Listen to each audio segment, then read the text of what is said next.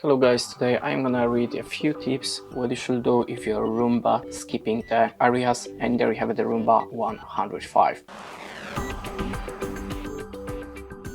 So let's use the Gemini and check what it's a problem. So the first one might skip areas, variety of factors including the obstacles, dirty sensor, low battery, complex room layouts, virtual wall or mapping errors. The obstacles, the clutter item like cords, toys or furniture legs can confuse the robot Roomba sensors. The physical barriers transition between different flooring types or physical barriers like high thresholds can prevent the Roomba from entering the room. The sensor issues, the dirty sensor, dust or debris on the cliff sensor, edge sensor or the front bumper can impair the Roomba ability to detect obstacles.